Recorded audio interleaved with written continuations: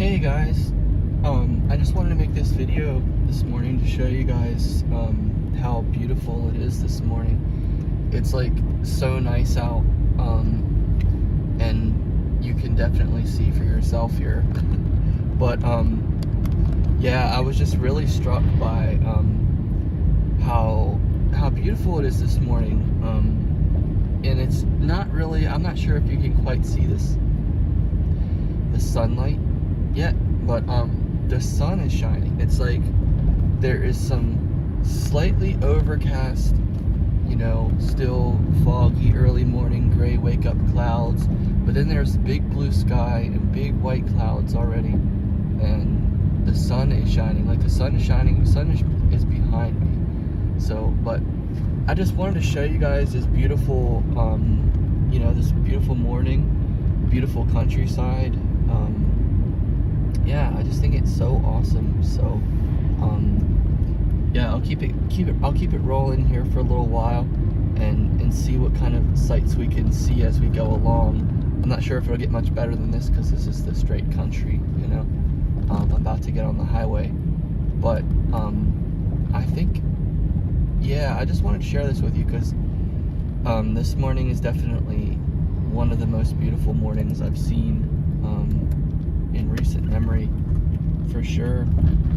And I was just thinking about how this is some of God's best work that I've seen, It's really wonderful. Really wonderful. So, I just want to share this with you this morning. It looks better, it honestly looks better on the screen than what I'm seeing, by the way. But, we're getting a new Dollar General in our little tiny town here, which we've never had a Dollar General. We have like 3 gas stations and that's it. And they have already got the parking lot paved, and the building is put together, and it just doesn't say Dollar General yet. There's no stock in this shelves yet, but it's so exciting to see that. But yeah, I just want to continue to show you this, of course. Sure. What else to say this morning? If there's anything that needs to be said. God loves you.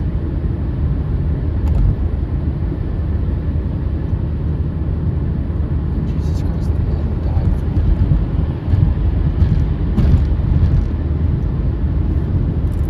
My air conditioner is so funny because it doesn't come on all the time, and I have to tap it with this like metal bottle that I have in here.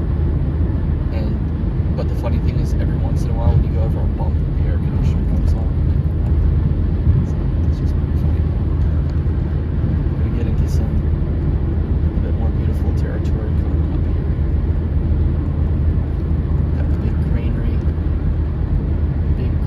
over there.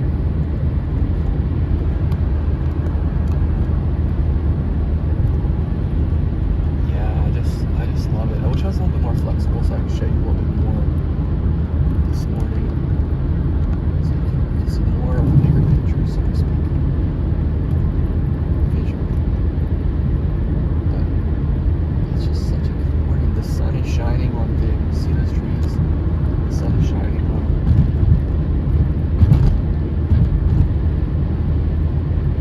It's just lovely.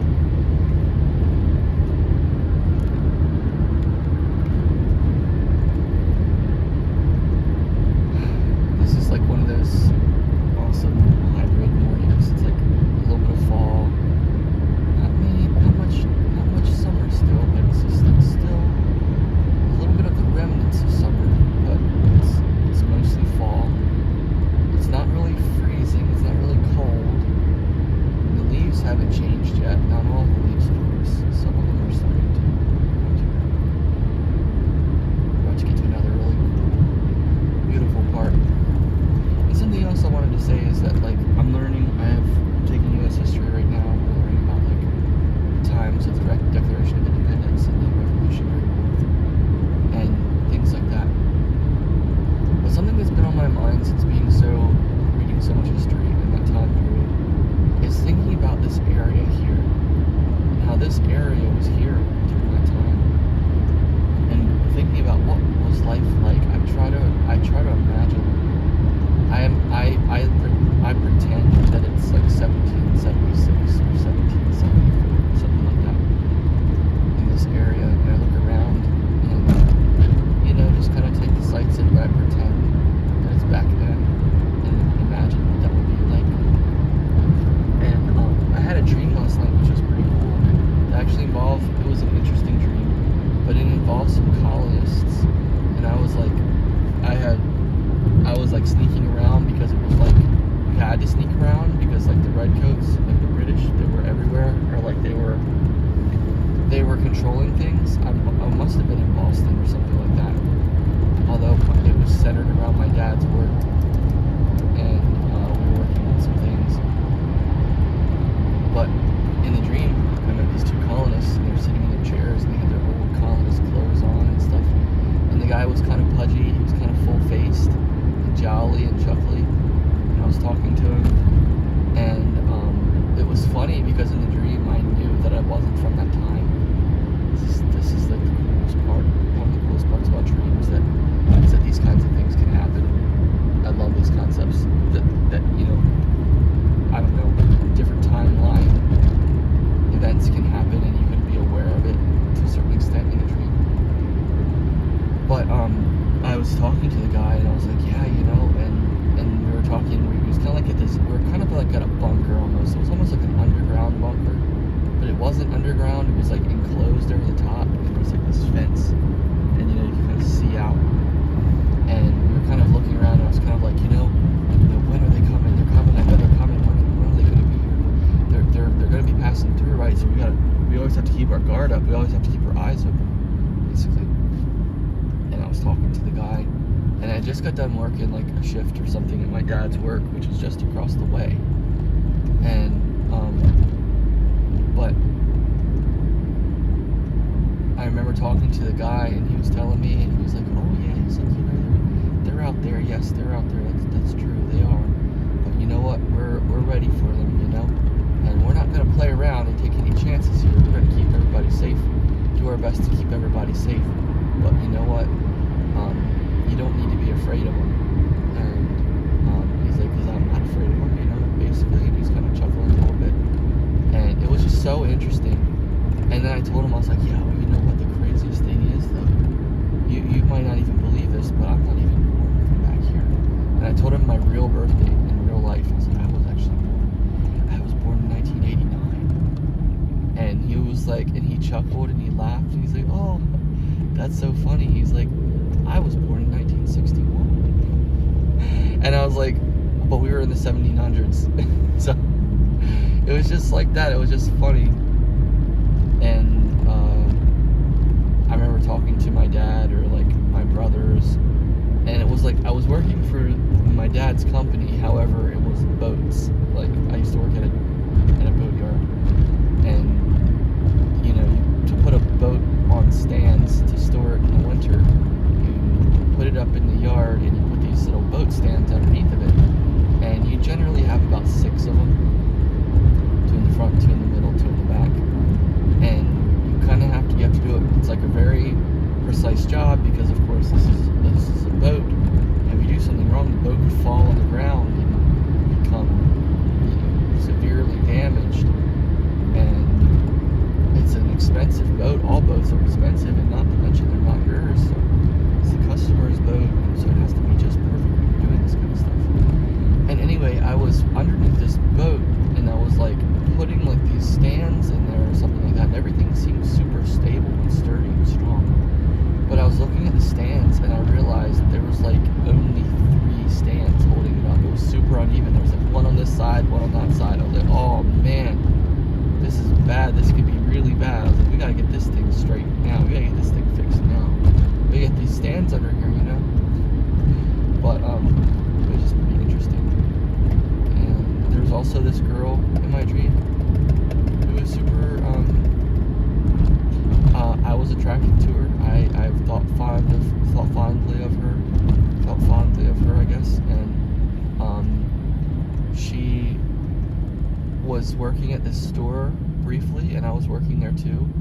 And I wanted an excuse to talk to her. I just wanted to talk to her, but I didn't have much to say.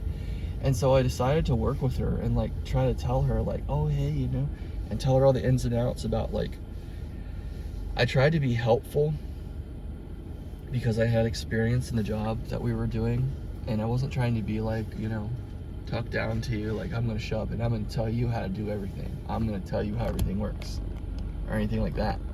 But I was like, just trying to talk to her and help her, quote, make her better, make her a better worker, that kind of thing. Like my old grocery manager at Acme, he used to tell me that, I'm trying to make you better, Justin. I'm trying to make you better.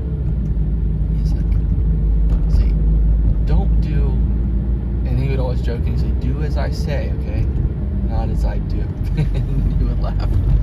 Because we would always be doing something, and something along the line, like somewhere along the line, he would make a mistake or something, and he would look at me and be like, yeah, see that right there? See what I just did there? Don't do that, okay? He's like, I'm trying to make you better, okay? I'm trying to make you better. And, but it was funny. And in the dream, she was super cool, and she was easygoing, and I guess kind of passive on things. And the thought was that she was getting transferred soon, or she was getting moved, and I was like, no, I don't want her to go, you know? Let's just pretend that she's not going, you know? Let's hope and pray that she's not going. Maybe she won't go. But it was time for her to go, and I was like, no, this is so crazy. I'm so sorry. And like, I can't remember how it ended exactly. But there were also some UFOs involved in this part of the dream, because that's what dreams are like. And, but it was just interesting. Me and her had gotten along, and she had looked at me and she had been like, you know, okay, this guy, you know, he knows what he's talking about, and he's helpful, he's a nice guy, and you know, I like this guy. She got into that point, and I was like, oh, this is so cool. I was like, please stay, please stay. But it was interesting, you know. Those were my dreams last night that I can recall. It's pretty interesting. But yeah, I hope you enjoyed this video this morning. I don't want to ramble on and take too much of your time. I hope, especially some of my good friends who watch these videos, I appreciate you guys so much. I appreciate your, you know, the fact that you're watching these videos, and the fact that you take the time to watch them is just, I'm really thankful for that. And I'm really thankful for the comments that you leave. Like, you guys leave some really amazing comments. Some of my good, like, oh my gosh, like true blue, I guess, subscribers. But friends, real friends that I've met through this channel.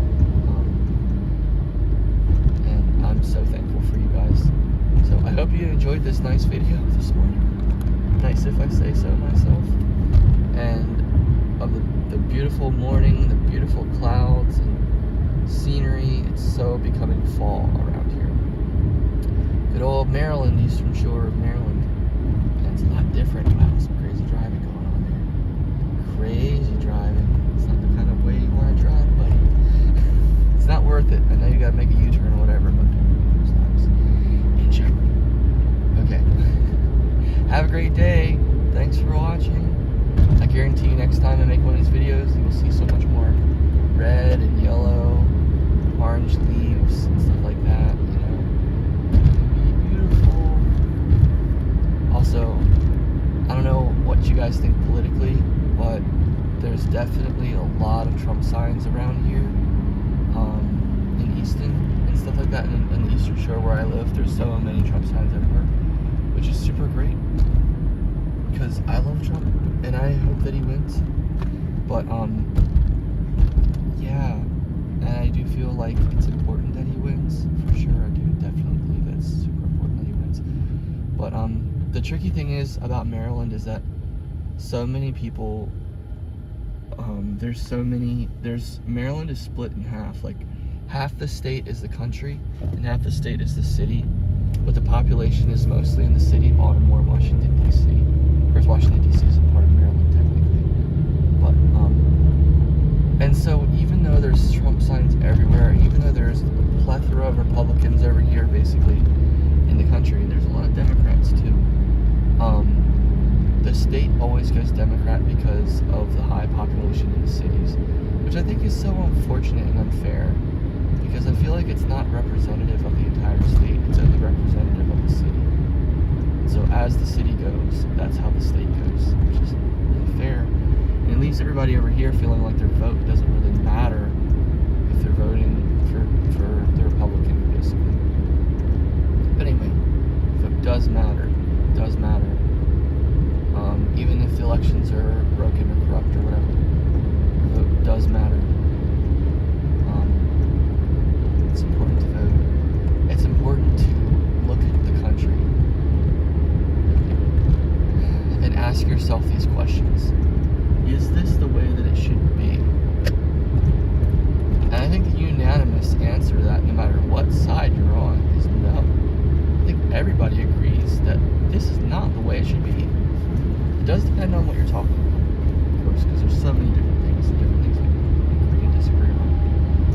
But I think that if you look at the country and you think that this is not the way it should be different, this is not the way it should be, then you should also ask yourself, okay, well, how are we going to fix it?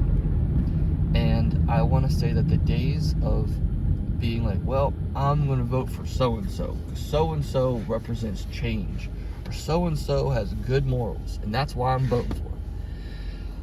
I applaud you for thinking about things that way, but that's not the way things work anymore, because it's no longer about who you vote for.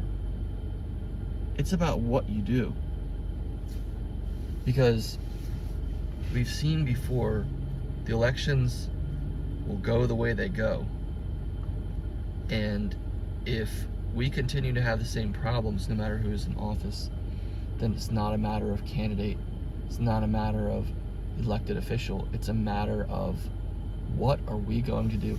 The thing that people forget all the time, and this is the problem, this is how we've gotten to where we've gotten.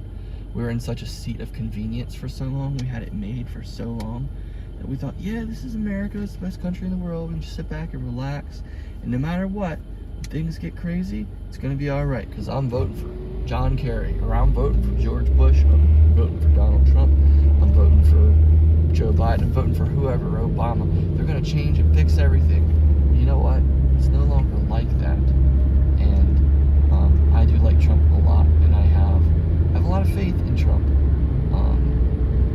Because I just know, I just know that he's gonna do a great job if he's elected, because I know what's important to him. He is a man of his word. The things he says are the things he believes. Kamala Harris on the other side is definitely, she's definitely super liberal, so she doesn't represent the majority of the country no matter how you cut it. She wasn't even fairly elected to the nomination. They chose her, they skipped the whole democratic process. Her biggest talking point is that Donald Trump is a threat to our democracy. Well, you should be careful about saying those kinds of things, since there's already been 2 assassination attempts on the guy. You shouldn't be going around saying things, you should be careful about the things you say.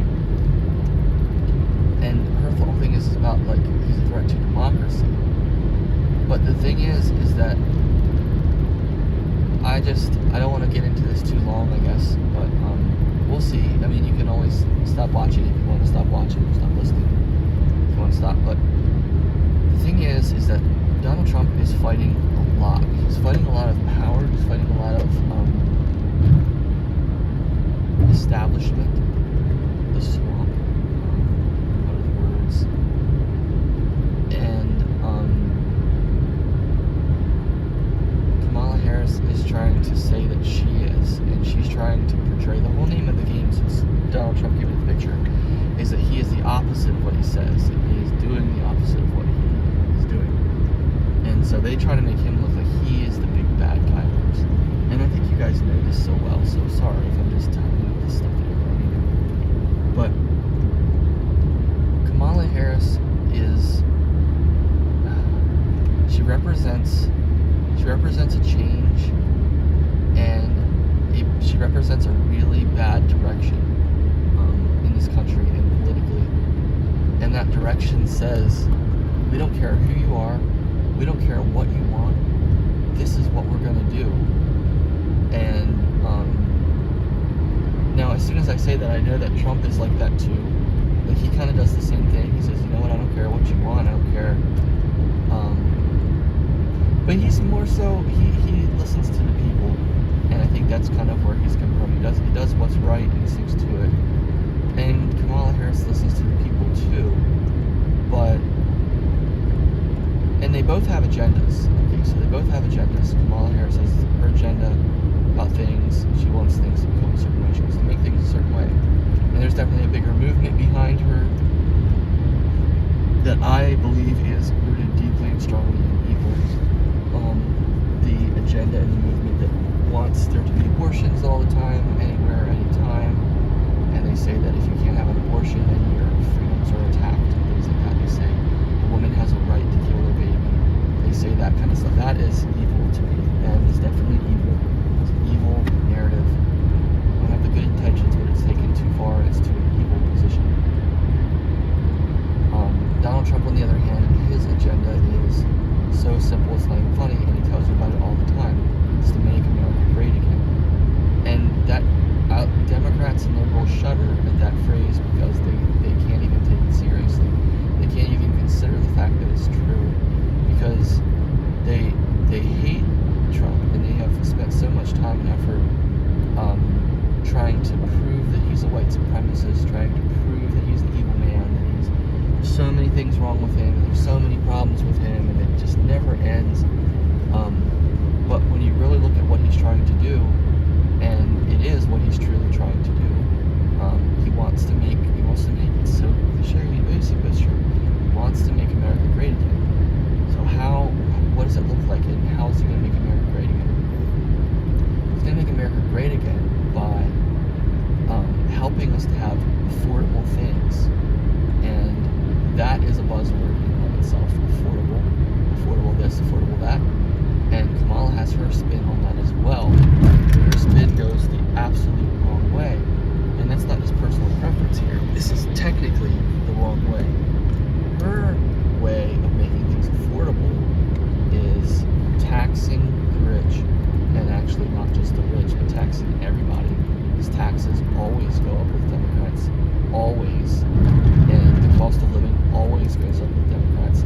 So the whole thing with Democrats is they're constantly telling you about how they're going to make your life better, but do they make your life better? And yes, I know they send you stimulus checks left and right like Biden did, which of course inadvertently made, well, I don't know if it's inadvertent, but it basically made people not want to work because they could sit around at home and get $1,000 checks basically. And so Kamala's way of making things affordable is taking from those who have and giving it to those who have not. Now, what is American about that? What is American about taking from the haves and giving to the have-nots? How is that an American concept? That's an honest, real question. How is that an American concept? That is not an American concept. That is a socialist, communist concept. Everyone is equal. Everyone is the same. As this is, but economically is what they want. They want everyone. They don't want anyone to be rich. They want the workers, and then that's it. They want everyone to be the same. And so Harris's way of leveling the playing field is what this is. That's the realm that they deal in. That's the realm that the Democrats work in. And they spend time rousing everybody up and speaking about this and speaking about this and getting people angry and telling them how racist the system is, and how sexist it is, and how capitalism is so wrong and has stolen so much from so many of us. And that's what they say, and it's not true. And they say this and that and this and that, and we have to make things fair and everything like that. They say these kinds of things. They say that the system is so broken, and they say that we are all such victims of it. And because of the system being so broken, because everybody's suffering so much, we just have to fix it. Well, it sounds so innocent and basic and pure, right? But it's not, because the way they want to fix it is so wrong. And this isn't a matter of preference. Socialism doesn't work. Communism does not work. And when you start rooting out American concepts like capitalism or meritocracy is, if you are the best candidate for the job, you get the job.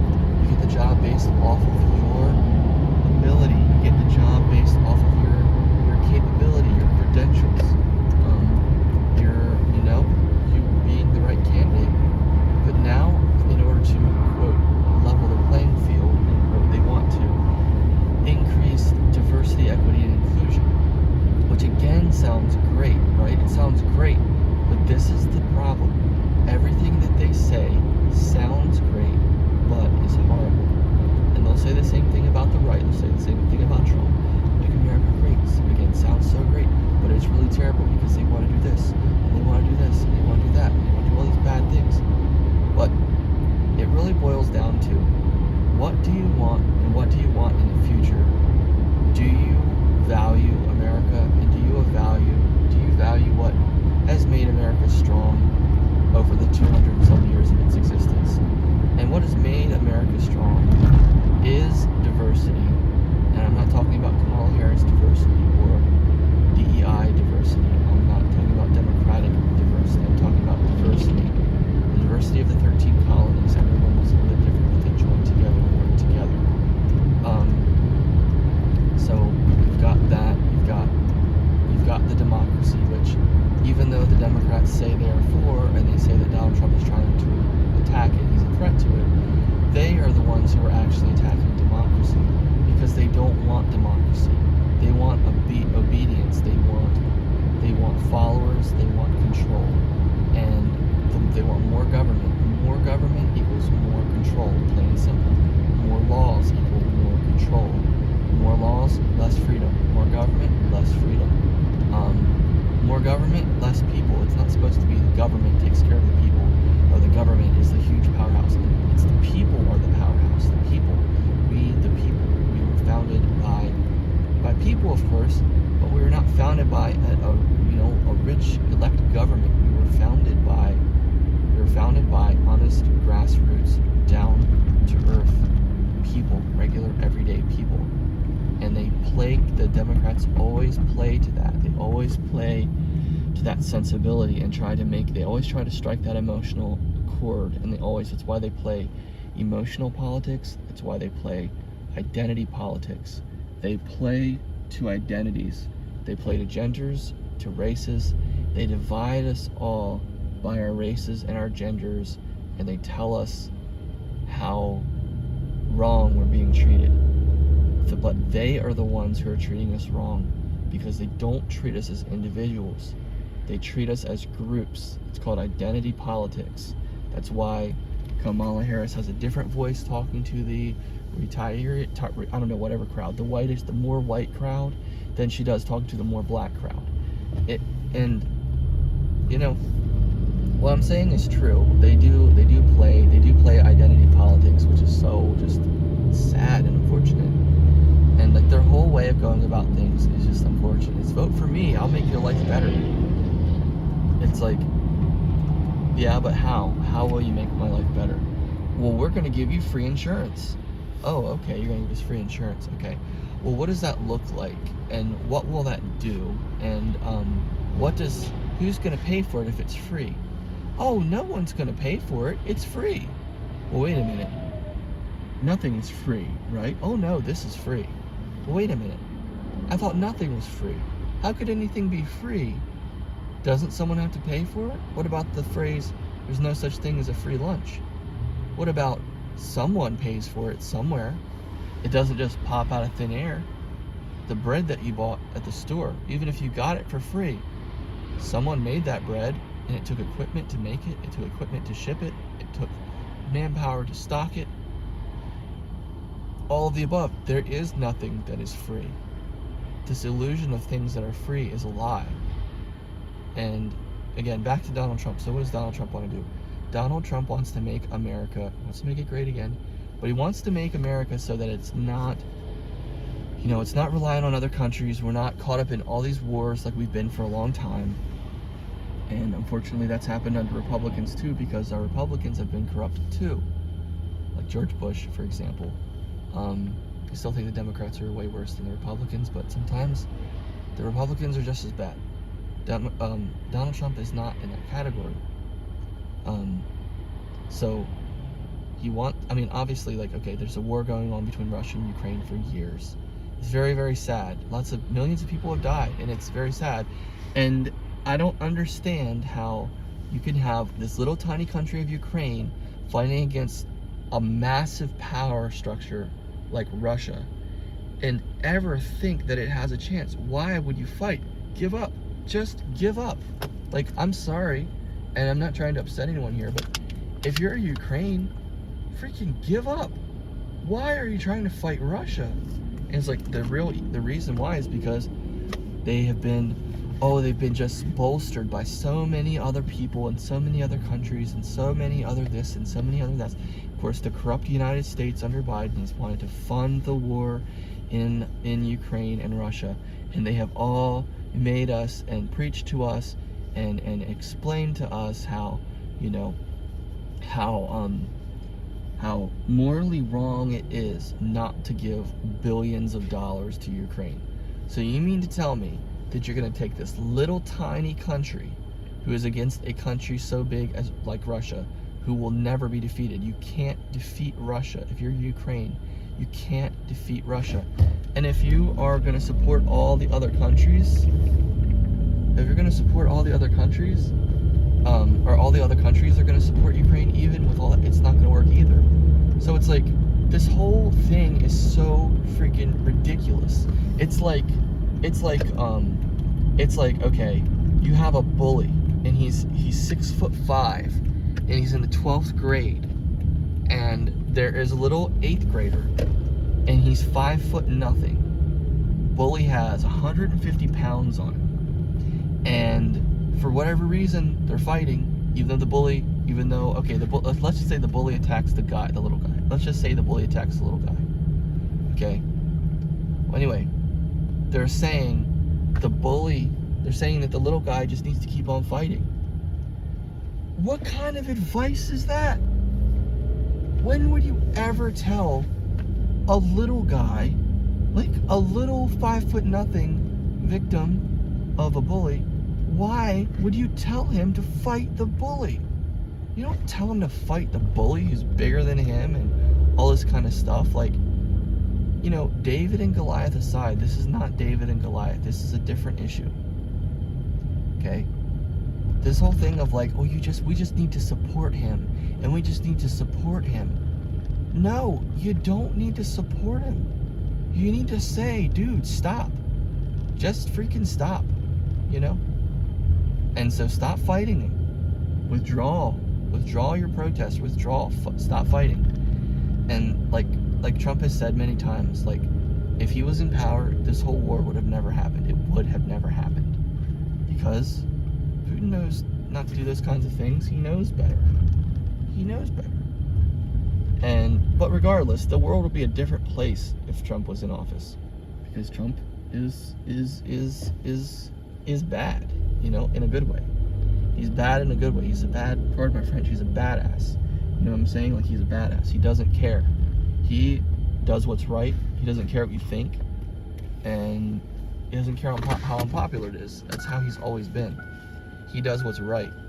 You know, and he's not perfect, but he does what's right.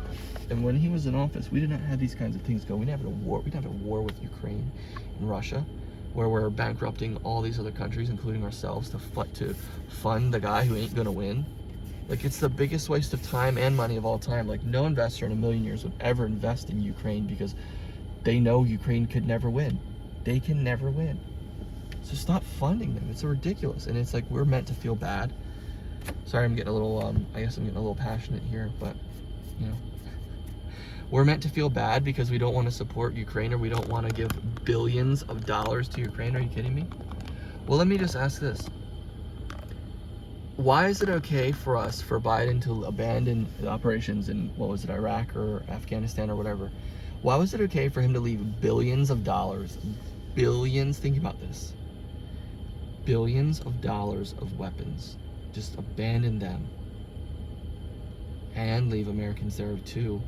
What an abomination that was. That was so sad. What an abomination that was to our country and to what is right, and to, you know, that is just that's, oh my gosh, one of America's darkest days for sure. So why is it okay to abandon billions of dollars of weapons in another country and basically, like, right in front of the bad guys and be like, here you guys go, here you go, take these, have fun, these are your new toys, don't hurt each other. You know, when is it okay to do that and then spend billions and billions of dollars funding a little country, Okay, I'm not saying it's right that Russia's fighting them, but I am saying that why would you continue to fund someone who's never going to win? Who can't win? Don't you get it? They can't win. I could see this a mile away. I think everybody in their right mind, anyone with a brain, should be able to see that that's the case. They're not going to win. They can't win. So handle it differently. They keep thinking that if you keep, this is how stupid they are. They think if you spend enough money, you can fix enough problems. That is their theory. That is how, this is the problem. This is the whole problem with the Democratic Party. If you spend enough money, you can fix whatever problem you want. All it takes to solve problems is money. So just spend money and we'll fix problems. Okay, well, we don't have the money. Hey, that's okay. We're just going to keep on printing more money. Now we have money. No, we actually don't. We just printed more money. Just because you have more money doesn't mean you have more money, because now you've lowered the value. Well, that doesn't matter because we have the money and we're going to fix everything. That's what they say. It's like so ridiculous. It's like, give me a break. So, you know, Trump doesn't want any of that stuff. He wants us to be self-reliant. He wants to end this bull crap with the shutting down oil and all this stuff like that. This you know, pandemonium about global warming and about it's the end of the world. We have to all go green or we're all going to die. All the bleeding heart liberal celebrities who are crying and cutting themselves in public, basically, and these idiot environmentalists who go into, you know, fancy French museums and dump cans of soup on $1 million pieces of art because they're protesting global warming is ridiculous. Like Greta Thunberg, like, are you kidding me? This is who we listen to? This is who we are you kidding me? How stupid can we get? That's my question. How dumb do you have to be? How dumb do we have to be? How dumb do we collectively have to become through our actions until we finally realize what the heck is going on? What the heck are we doing? We're selling out everything because this dumb little Swedish 12-year-old says we should? Are you kidding me, Greta Thunberg? You know, like, it's insane. And, you know, we're going to spend all this money and it's all about going electric now. Yeah, that sounds great, but did you think about how it's actually going to work? No?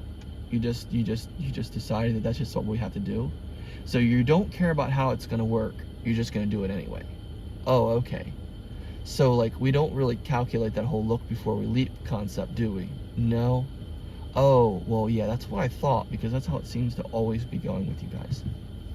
So, that's the thing. And, you know, Kamala Harris comes out with a big smile, and, you know, she's so happy to talk about this, and she's so happy to talk about that, and she's got this big smile, this big dumb laugh, this big dumb smile. And you know why she's smiling so much? Because she's got dollar signs in her eyes. She's got dollar signs in her eyes, dollar signs in her mind. She's so happy because she's so bent on winning and making more money. And, you know, even if, and this is the problem, it's a poisonous and it's a sickness, the things that these people believe, people like Biden and stuff, which he's so corrupt. He's told so many lies in his life. He doesn't know which way is up. He can't even make a simple statement. He can't even say, hey, that tree is brown. Or he can't even say, hey, the sky is blue. He can't say anything like that, because if he actually said something that was true and that was that true, he would fall apart, because he's built on lies. His whole career has been built on lies. Everything he's ever done has been built on lies.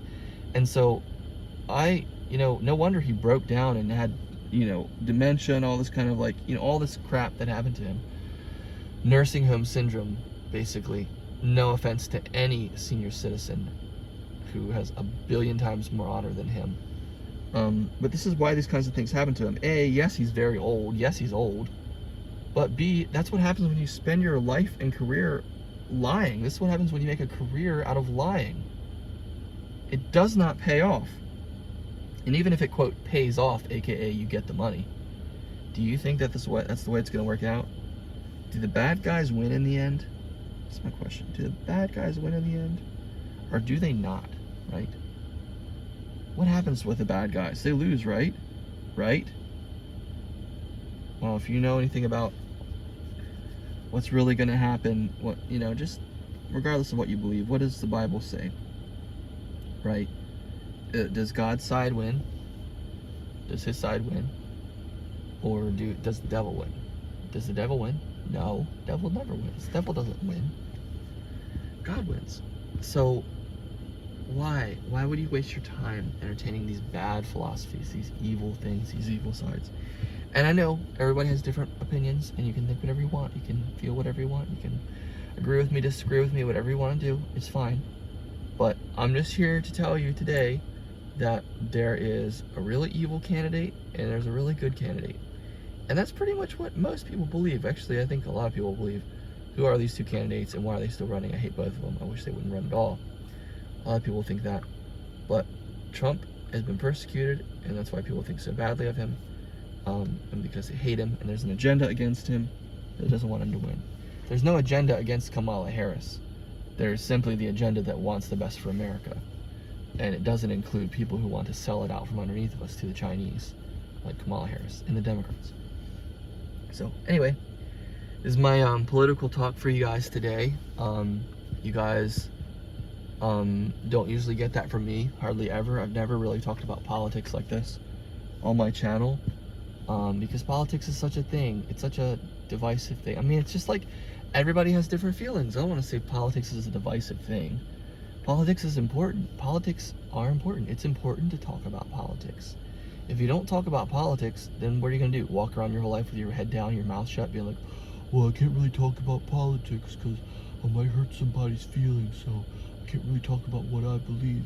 It might hurt somebody's feelings.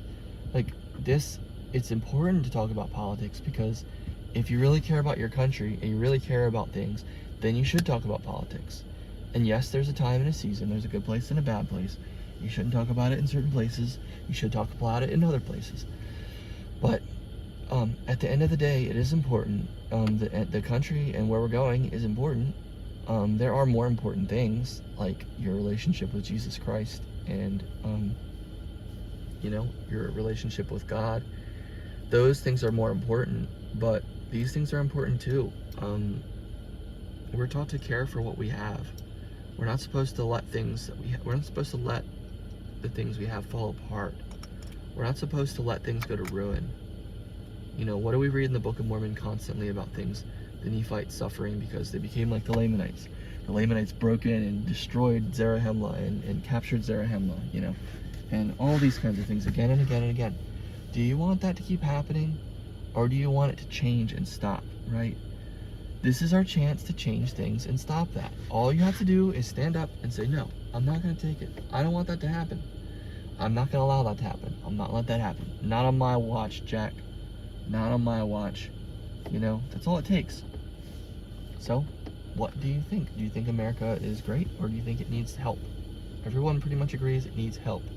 So, what kind of help does it need? What are you going to do that? What are you going to do to make sure that that happens? Because a single vote is not enough anymore. It's not really enough. You got to do more than vote. You can't just vote and be like, well, I did my duty. You did your duty, but guess what else? The system's corrupt. So, guess what? You're going to have to do more than that. So, stand up for what's right. Talk about what's right. Stand up for what's right. Support it. Don't allow evil to just pervade. I went to a seminar the other day at church, not at church, but at school here. And I thought it was just going to be like, it was about Hispanic heritage and stuff like that. And I did come in a little bit late, but you know what it was the whole time I was there? And I was there for, I guess, a better part of an hour. It was a Hispanic speaker. And you know what she was saying? Don't get me wrong. A lot of things she was saying were good in theory. But the bigger message, but here's the thing. You can be saying a lot of good things, but if you're saying something really horrible, kind of washes over all those good things. So you should probably not say the really horrible thing and just stick to the good things. She was saying some really horrible things. First of all, she came to this country as an illegal alien or an undocumented immigrant, they say. They come up with different ways to say it because they don't want to hurt feelings and because they want more people to come to the country illegally. Let's be honest, they don't care about the law. They care about you coming here at all costs. Meaning at all costs to the American people. We pay for that. Don't you get it? We pay for that. And so she comes to the country as an illegal alien, and she has the audacity. She has a master's degree now and all this stuff, and from listening to her talk, she did not sound very smart. No offense to her, but she did not sound very smart, hearing the things she had to say. And she's talking to us, talking about basically the message she's sending is like, you need to come in here and you need to ask what they're going to do for you. You need to show up, and if they're going to take up your space, then you need to come up and take up their space. It was very militaristic, it was very mob-like, it was very activist, it was very evil. And I'm thinking, like, the audacity of you came here illegally, whatever reason, whatever circumstances, no matter what, at the end of the day, you came here illegally, and you have the audacity to be here and tell people that they need to start asking everyone, they need to start asking the institutions of America, what are you going to do for me? You have the audacity to come here illegally and say to us, what are you going to do for me? Have you ever heard of the word entitlement? Have you ever heard of the word? There is so much that is just, I can't even put into words that how ridiculous that is. It's insane. And I agree with her in principle about, you know, the squeaky wheel gets the oil, or the early bird gets the worm, or hungry or quiet mouths don't get fed. You have to speak up if you're hungry. I get that. But the whole process of coming here illegally and then being like, what are you going to do for me? And then talking about how she hates the institutions in America. She hates them because they're run by rich white men. More racism from the left. More racism from the left. So I was just in this thing, I was listening, and I was like, this is pretty insane. And I almost said something to her about it in the middle of the discussion in front of everyone, but I was like, no, it's not worth it. It's not worth getting into like a whole big thing, you know. And it is good to listen to people with different opinions because they help you look at things in a more well-rounded way. But I was pretty shocked about how she was saying you should come here asking what you're gonna, you should come here the wrong way. Basically, you should break in and you should rob. It's basically robbery. So you should break into the building, point a gun, and say, give me what I want. That was basically the gist of what she was saying. It's like, that is the worst thing in the world. Why would you ever say that? And I was thinking along the lines of like, shouldn't you come in here with a spirit of gratefulness? Shouldn't you come in here with, okay, let's just say you don't agree with these institutions, you don't like this, you don't like that, you don't like all this stuff, okay, I get it. You don't like these things. However, they exist, they're here before you, and if it wasn't for them, you wouldn't have a college to come to. You wouldn't have a company to borrow money from. You wouldn't have this to do that with. You wouldn't have any of this. You can cry about how evil something is all day, but if it wasn't for that thing, you wouldn't have so many different things. So instead of coming in with the angle of, you are evil, I hate you, give me everything I want and please die, if you didn't come in with that, and instead you came in with a little bit of gratefulness and humility, you would make a much bigger change than you ever would the other way around. And the problem again with the Democratic Party is its mob mentality. It is turn vehicles over, burn things in the street, we're not even going to condemn you, and you know, we want that. That's what they want. They want civil unrest, they want wars, they want all of these things. Trump doesn't want that. He wants things to be good in America. He wants things to be right. So anyway, I'm done. Thanks for listening. If you listened thus far, this was a, you know, I guess maybe a political rant or whatever, but just some thoughts here this morning, and I'm not gonna, you know, back away from what I said or thought. I'd like to hear your thoughts and opinions as well. But you know, this is America. Everyone has a voice. Use your voice. Don't be afraid. And stand up for what's important. Fight for what you believe in. Don't let everything fall apart around you. Don't watch your city burn. Get a hose and put out the fire.